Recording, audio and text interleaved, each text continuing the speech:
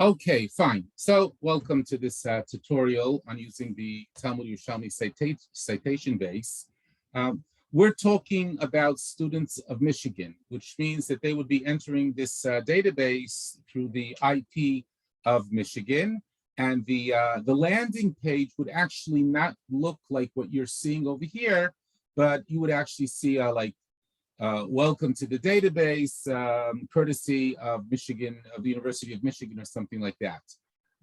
Here, we're entering through a username and a password, so it looks a little bit different.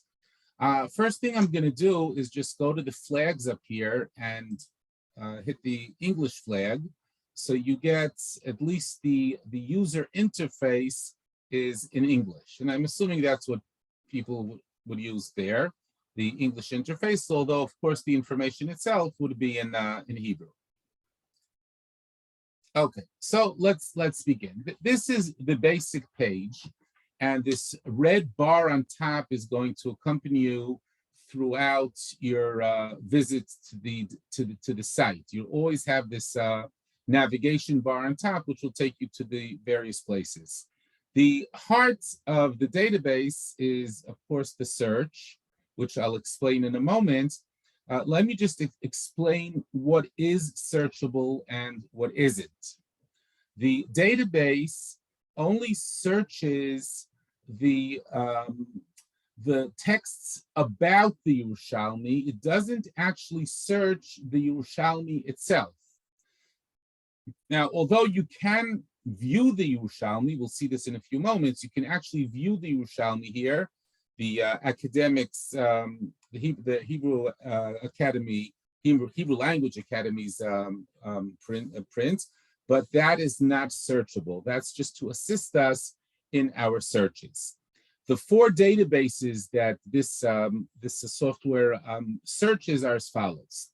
The first database is the Rishonim. All references to Yerushalmi that appear in the Rishonim and the Gaonim are here in a table. I'm saying all, that's wishful thinking, but we're slowly getting there. And you would put in certain parameters of the Yerushalmi that you're searching for, which I'll soon explain, and it will give you back every single reference in the I guess medieval literature, Rishonim and Geonim, which makes reference to this particular Yerushalmi. So that's one database which it searches, and probably that's the main one. In addition, it also has quite a large database of academic research work, which has been indexed. So it will also give back to you any academic research that refers to that particular portion of the Yerushalmi. It also has a small database of rabbinic works. And again, it will give you any reference to rabbinic works to this particular. And the fourth database, I probably should have said that first, is it will also tell you if there are any Geniza fragments on the Yerushalmi that you're searching for. And in order to demonstrate this, let's just do a search, and we'll see what comes up. How does the search work? The search works using what's called column row. If you come in through Michigan, you won't see the option of Mishnah. This option is not available for the public because it just gives you back too much information. It's not really very useful. So we're talking about what I call the column row. And in order to explain what that means, let me just for a moment open up the actual Yerushalmi. Let's hope that this goes fast enough. Okay, if you want to actually view the Yerushalmi, you press that view Yerushalmi. You can also press this guy up here, Talmud, and you'll fall on this page. And here you have to agree to the above conditions. You choose your Masechet. I'm going to choose, let's say, Makot, simply because it's a small one and hopefully it will load quicker. Let's see if I can find him. New Makot, show.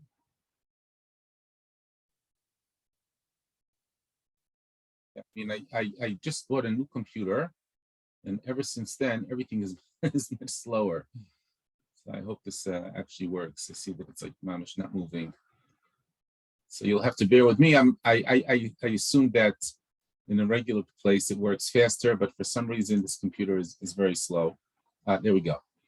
Okay, so if you're familiar with the academic print of the Yerushalmi, it looks more or less like this. If you can see it through my window, this is, I guess, the best edition of the Leiden manuscript of the Yerushalmi. Here we're in Masechet Makot. Notice how it works. Of course, there are line numbers ranging from 1 to 50, and then there are column numbers. So, for example, Masechet Makot begins on column 1333, line 1, and goes on to whatever. Okay, let's go to the next page for a moment. It goes on, for a couple more pages. Now, let's say that I am studying this piece over here. Actually, no, Makot is not a good example because there aren't many Rishonim on it, but let's give it a try anyway. Let's say we're studying this section of the Yerushalmi. Happens to be Makot Perek Aleph Halacha Yud. So I would define this section in my search as beginning on column 1335, line 24, going down to line 33. So going back to the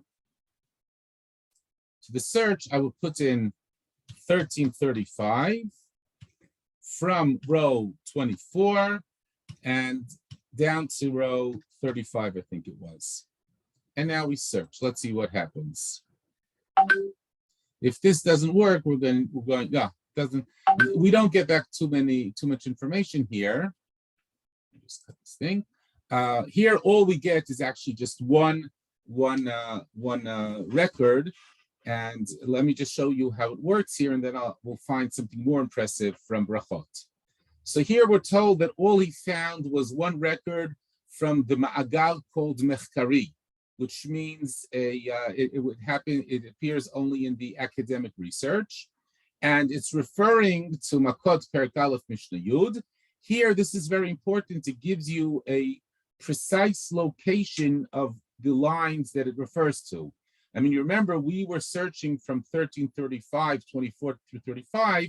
This particular entry talks only about line 24. And this is actually the Kuntras Tikkunim. At the end of the Yerushalmi, there's a pamphlet of corrections, and apparently there's a correction here, and it's by Elitzul, and this is the reference. Now, when you hover over the reference, you have a little window which opens up. All the information is in Hebrew, so you're told the exact reference, Binyamin Elitzul, Kuntras Tikkunim, and over here, you know that it's on page 1466. Now, in this particular case, when you hover over it, the cursor turns into a hand. This indicates that this source is actually available online in the database. Hopefully, it won't take too much time to open. I'm going to click it, and he's going to open up the PDF with that text. You see, this is it. It's not going to open on the page you're looking for. You'd have to scroll through to reach page 1446. This is 1454. Forgot what we said here, 1446 it was. Well, it's 1466. So here we are. So this is page 1466, as you see down here. And we just search over here for the particular thing where we were, which was, again, I gotta remember, 1336. Just remember, I'm sorry, remember 1335. So here you are, 1335, line 24. That's exactly what he told us over here, 1335, 24. And okay, so there's a very small correction here from halakha to 3 halakha. Okay, not very impressive, but at least we've seen how this works. When you hover over it, it turns into a hand. You actually have that available as a PDF. let's search something where I know there's going to be much more information, which you can guess, of course, is brachot. So supposing I begin learning the Yerushalmi, I begin from a Sechet Brachot. So of course, that's going to be column number 1. I'll start from line number 1 through line number, let's say, 10. The first 10 lines of Yerushalmi Brachot, I will perform a search. Okay, so here we get much more. We got 88 results, which actually, this is a tremendous amount. It's hard to go through all of them, but at least this will give us an indication of how to use the table. Any results of this searches in the database will always look in this form. Will be this table, and on the right-hand side, you'll be told from which database it's drawing its information. So you have Kitei Gniza, then you have Rishonim. If I skip to the end, let's go to the end for a moment, to here, I guess, then we'll probably see Mechtari as well. Right, over here you have Mechtari, and we even have Achronim. So on these first 10 lines that I searched, we have information from all 4 databases. We have from Kitei Gniza. There are actually some Gniza fragments on the section. There are a whole bunch of quotes in the Rishonim. There's a significant amount of academic research on these lines, and there's even some Achronim, Gilui Shas by Rav Yosef Engel in our case. I'm going to go to the beginning to see the Rishonim. And let's just explain. So the information you get, as I said before, Kitei Gniza, Masechet Brachot, Perek Aleph, Mishnah Aleph.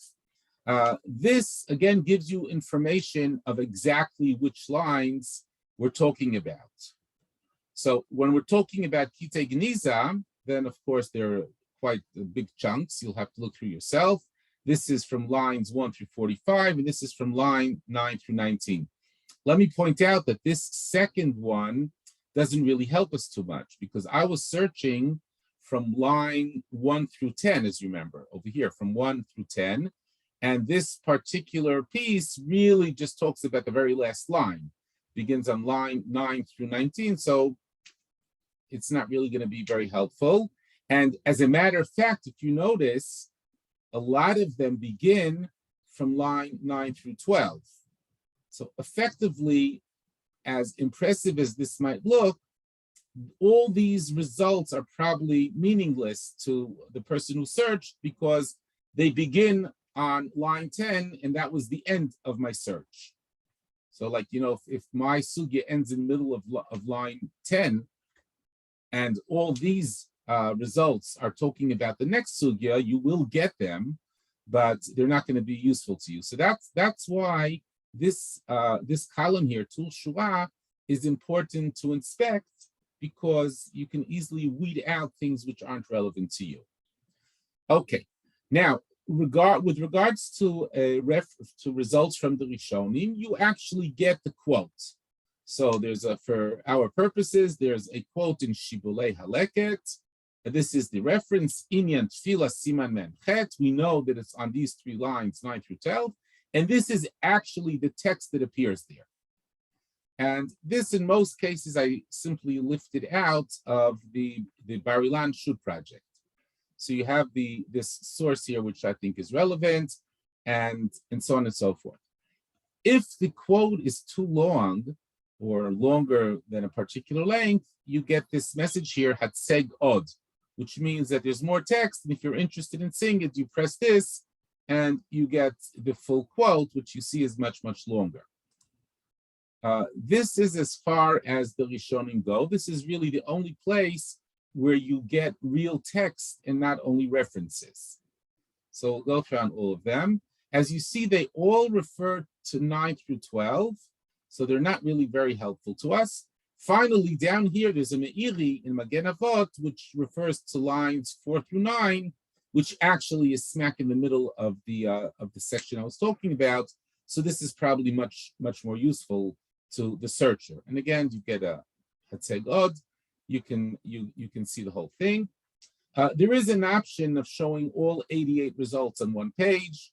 You just press show all, or you can control the numbers. The default is 20. Now I'm going to skip to the end again to see what happens in the case of Mechkari. In the case of Mechkari, again, so these, of course, are all relevant to us, lines 6 through 7, 4 through 5, and so on and so forth.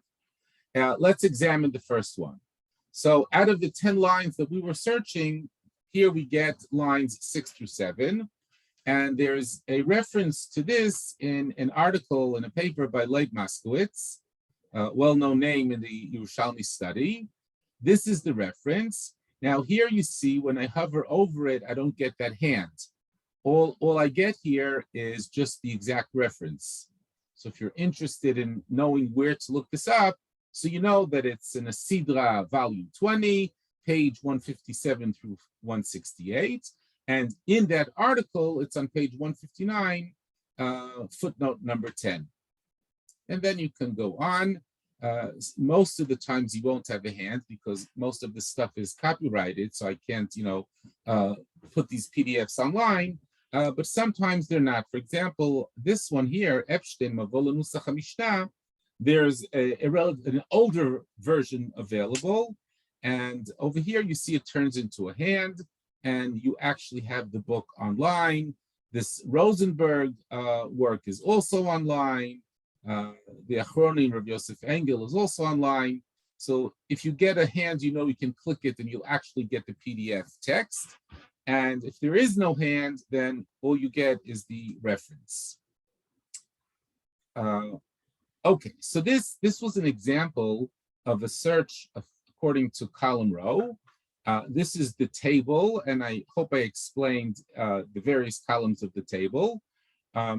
These last two columns we only see because this is what's it called, the back office version. Here I have the ability to edit or to erase and so on and so forth, but this you wouldn't see when you were using it. There is a column which is called He'ara. Sometimes if I have some kind of notes to make on this entry, you'll find it here, and soon I'll give you examples. So up until now, we did the basic search. We saw how the results look like, and maybe now let me just go out and talk about the ma'atefet, the structure of this. So as I said before, you can determine how many results you want. You can also reorder things. For example, after you did your search, maybe you realize that what you're really interested is lines 10 through 12. So you can zoom in on to this search. For example, anything from lines 11 through 12 would not come up in the search you just did, but this search would include that line. So you can zoom in on a particular result simply by clicking this. If I click this, then he automatically does a new search with those parameters. You see, it turned it in from 10 through 12. Now there's 61 results on those 3 lines. And here you get those results. You can kind of like, focus or pinpoint the search from within a previous search. I think I called attention to everything except to this guy over here. Over here, you have a little Word document and a printer. If you click this, you can choose to, share either by printing or by saving your information. Now you get all the information again. This time it's in a little bit different format. And on the side, you have these little ticks. So as you go through them, you can decide which are relevant and which are not relevant to you. You can say, oh, I saw this TYdb, that's not relevant. I don't need it to be printed. And I don't need this guy either. You can just go by and click, and unchoose what you think is irrelevant. And when you finished all that, you can either save it. It will save it to a Word document in a table form, which I must admit at the moment is not very aesthetic. It's a little bit bulky, the table. We'll have to work on that. Alternatively, you can choose to have it printed out to a local printer, assuming you have that one set up, simply by pressing print. Okay, so we've gone through the most important part of the database, which is the search or search column row. Mishnah, as I said before, doesn't exist. Another very useful search is what I call here word. Now, this search only searches the Rishonim database, because that's the only place where there's actually tests. And let me explain to you why it's important. Very often, you'll come across some kind of strange word in the Yerushalmi, and you'd like to see other places where this word appears. And you perhaps search the Bar Ilan Shut project for this word, and you come up with either few or no other occurrences. And then it might be, though, that perhaps Rishonim quote Yerushalmi, and in their version of the Yerushalmi, this word does exist. So you can now go through all the quotes of the Yerushalmi in the Rishonim, searching for this word. One example which comes to mind is the word tamish, which I'm going to use. Now, the truth is, the word tamish is not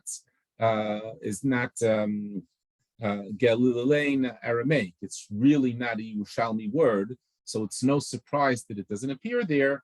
But interestingly enough, some Rishonim actually quote this word in a quote which they relate to the Yerushalmi. So I put in the word tamish, and I search. And I get back 7 results. Now, as I said before, even though this table looks the same, he's only searching the Rishoni Malgal. There's no point in searching any other of the databases, except for Kitei Gniza, but those I don't have online. And here you get, for example, the Ozarua in this particular location has a quote of Yerushalmi, and look, he highlighted the word V'tamish b'milcha. Okay, Damrinan by Yerushalmi, and he quotes this. Now, this, not surprisingly, is a Yerushalmi which I defined as Eino Lefanein. This Yerushalmi simply does not exist in the Yerushalmi that we have in front of us.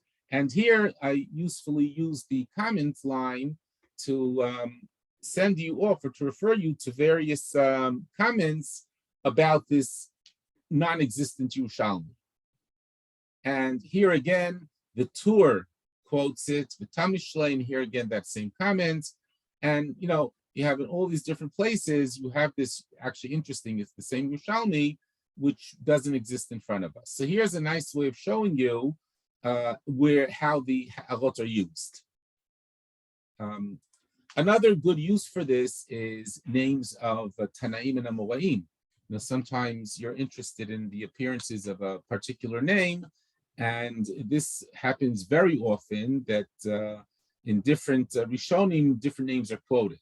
So this is also here as a good place to search for those names in the Rishonim. Third, under subject. Subject is subjective. Over here, as I was creating the database, I came over interesting or curious comments that the Rishonim make on the Yerushalmi. For example, some of the Rishonim complain, we don't have the Yerushalmi. So I have a list of that. That's under the entry Ein La Rishonim Yerushalmi. Maybe we'll just give a look at it. So I chose that entry, and I search, and we get back how many? We get back 9 results where different Rishonim complain about the fact that they don't have the Yerushalmi in front of them. For example, here the Maran Wittenberg, he says, "The Yerushalmi ein biyadi." I mean, imagine any Rishon saying, "Oh, I don't have Bavli Brachas or Bavli Shabbos." It's like unheard of. But Yerushalmi, they simply did not have available. Right? So these are just different entries which I thought were meaningful, and I have them here. Another one which might be interesting is Yachas LaYerushalmi. How does the Rishon relate to the Yerushalmi? What is its halachic weight? And then, okay, you get all these different comments. We don't care about Yerushalmi. We depend on our own Yerushalmi. On our own Bavli. And you have all these different quotes over there. So we did the column row, we did word, and we did subject. Comments, I'm not sure that it's available to the public, but if it is, it's a way of searching the comments that I put in on that comment place.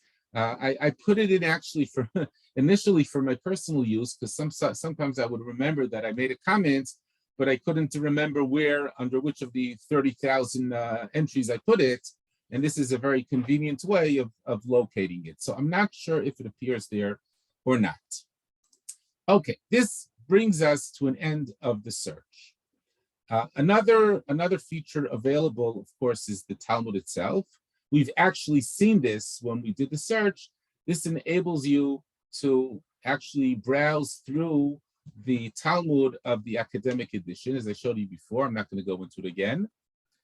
Report error is simply opens up an email to me. If you find a mistake, and people have actually thankfully found mistakes and reported to me.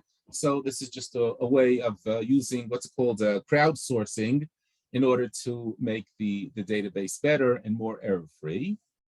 Nihul, this is the back office, so you wouldn't see this. This is just how I take care of the database.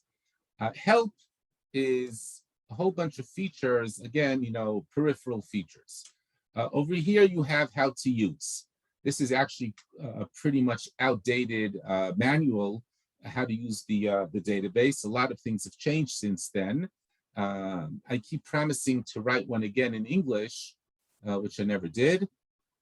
Okay, thanks, Gabi. So you see that. Okay, good. So how to use is that. Browse Yerushalmi is, as I've shown you, you can access Yerushalmi from a number of places. Explanatory video, I believe, is in Hebrew. And here again, actually, this is a good place for me to remember. There is an option of having a Hebrew and an English one. So I might actually use this particular video and link it to those who chose the English.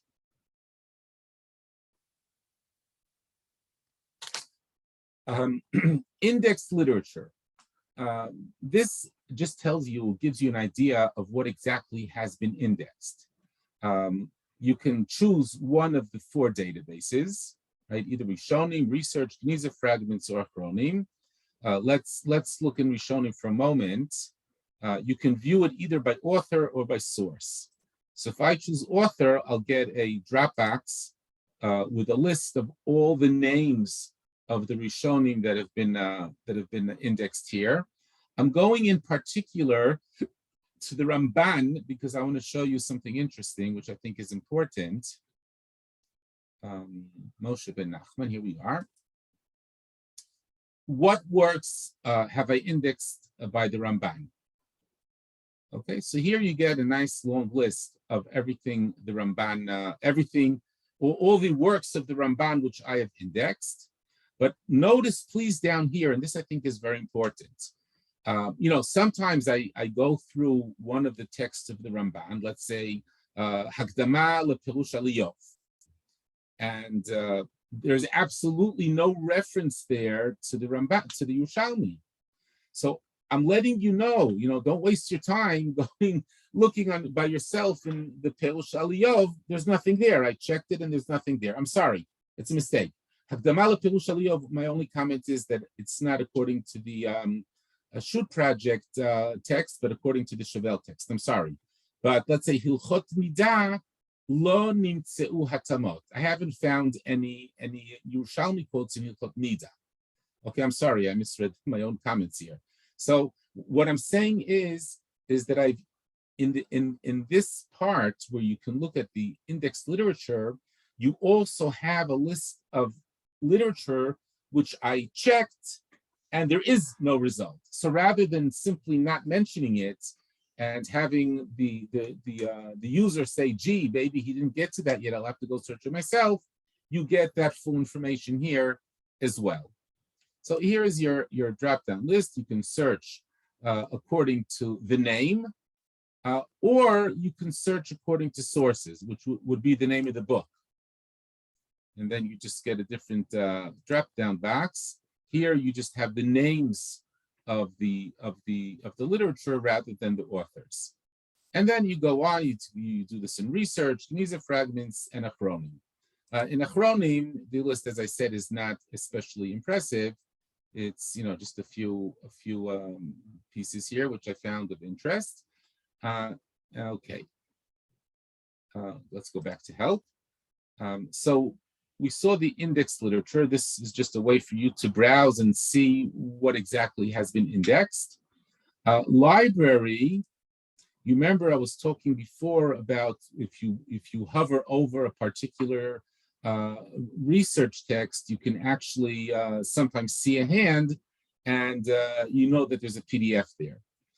The other way of doing this is going to what I call the library, and here, more or less in alphabetical order, you have a list of all the academic works which I have as PDFs. Right? I mean, I've gone to relatively great efforts to make sure that everything here, is permissible. So, like for anything from Tarbitz, I actually have permission from them to put online. Same thing goes for Katedra, and a lot of the other stuff is just outdated and old things, which like Moshe Yerushalmi of Zachariah Frankel, which I found a PDF and was able to put online. And here you can just simply go through and search, and then when you find something you want to look at, you just click show. So this is the library. Article about the database. This again is a pretty old article, again in Hebrew. When this database first came out, I published an article in Alei Sefer where I kind of explained how exactly I created the database and what the pitfalls are and its drawbacks, and of course its positive points. So that's in Hebrew. It just gives you an idea about how this database was created, what the rationale in the search is behind it. Finally, I guess database in the news is just a way for me to pat myself on the shoulder. These are just different places where this database has been mentioned or acknowledged. You have different books here, different papers, which acknowledge that they've actually used the database and derive benefit from it. Just as a side, Yaakov Meir, this book just today I saw that it was finally published. His doctorate was finally published as a book. Is that everything? Okay, then you have an institution's member list. Again, if you're in English, you just get a list of the various institutions which are members or have a membership to this database. I, of course, am interested in having this list as long as possible. Anyway, that's that. And I think I've gone through everything. Well, down here, okay, of course, there's just some information. And here you can actually follow this and you can see how the database grows, I would say on a bi-weekly basis. So at the moment, there are 33,332 records in the Rishonim database, 23,000 in research, 862 Gniza, and 1751 in the Achronim. This is just a way of you to follow me and to make sure that I'm actually working and enlarging the database all the time. And finally, log out. You can log out from here. You don't have to. And as I said at the beginning, these two flags will indicate the language that you want. So if I press Hebrew now, everything will turn into Hebrew. All the same, just the interface is Hebrew. Maybe just two little sides. This very nice manuscript up here. If you actually bother looking at it and reading it, it's not even Yerushalmi. This is actually a Bavli manuscript. And I don't know if you've noticed, but in Israel, they like using the UK flag in order to indicate English. But being an American citizen, I figured I would use the American flag to indicate English. So I think this is everything I have to tell you. And any questions or comments? I think I've gone through everything. So I'm going to turn off the recording now.